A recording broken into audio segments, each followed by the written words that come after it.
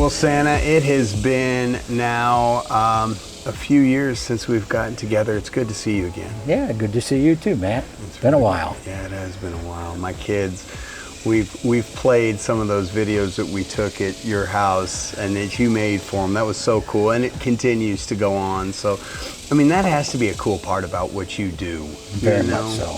Very much so. Tell me a little bit about that before we dive into business. Tell me a little bit about that. Well, my portrayal of the jolly old elf started in 2009. And actually, the story starts a little before then. I have a son named Sean who was diagnosed with leukemia back in 2006. He was 13 years old. And we went through the treatment with him. He was on a 4-year treatment program, and he went off in 2011. Well, during that process, when he was doing chemotherapy and everything, he lost his hair. So you'll see in my story, there's pictures of me as a cue ball, totally shaved. Absolutely. No hair on my chin or my mustache, none on my head. I let him shave me. And that was in solidarity with him, so that he wouldn't be the only one in the house with no hair. Yeah. And so that's where that kind of started from. Once he went off treatment, I started growing myself back. And then well, actually it was before he was off treatment we started this. I have grandchildren from my first marriage that are up in Indiana. And I like to go just a little overboard. I'm a normal grandpa. Right. When you get to see the grandchildren, you go a little overboard. Especially when you don't get to see them on a regular basis. I'm in Texas, they're in Indiana. Going to do something different.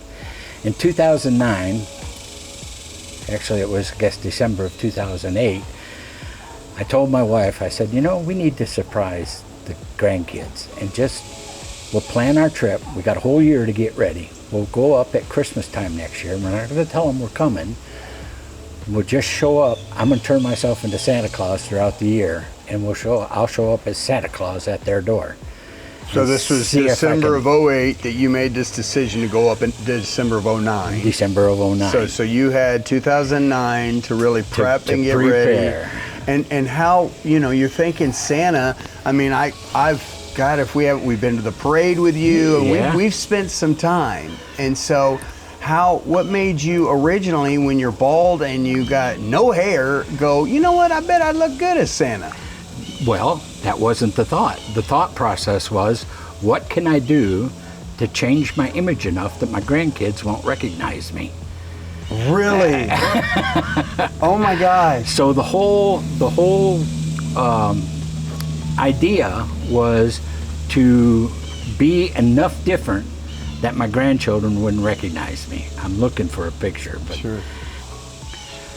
So I don't know if the cameras will pick this up, but I can show it to you.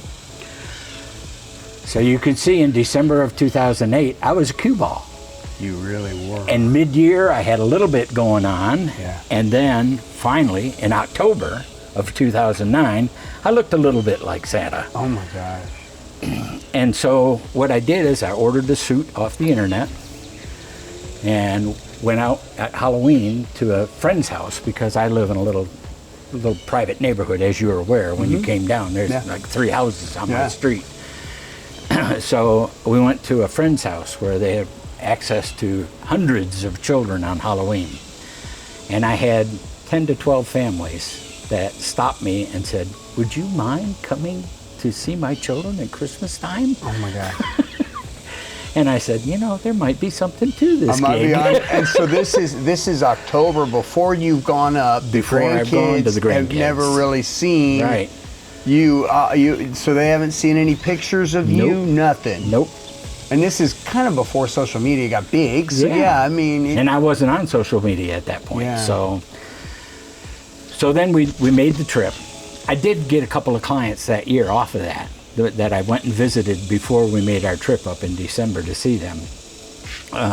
And they are still with me today. I still go visit them. The children are grown and gone, but Mom and Dad still like seeing Santa Claus too. So children of all ages. Are you kidding? I love it.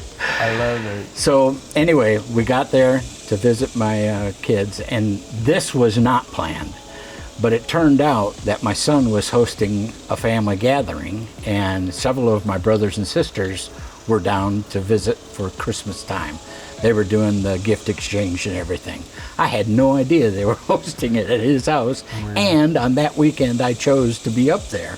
That was just luck. What a gift. No, that was divine intervention. Yeah, that was a gift. That was a gift. You put in all that effort, you put in all that time. And it worked. My youngest grandchild, it took him 15 minutes before he finally said, "Oh, that's my pawpaw." 15 minutes? No way. It was hilarious. That is so cool. But from that, I came back, and the next year the city asked me to be the Santa Claus for the parade. They needed a new Santa. The guy that had been doing it retired, and they needed a Santa. And I had done a play group with the gal that was the coordinator for the parade, had 2 children in the play group that I went and visited and read the story and all to them, and she went, "Oh, you're a great Santa. Would you be interested in doing the parade?" I said, "Oh, sure." I love it. So that's how Santa became. And he's been being refined every year since then. I learn every year. You never stop learning.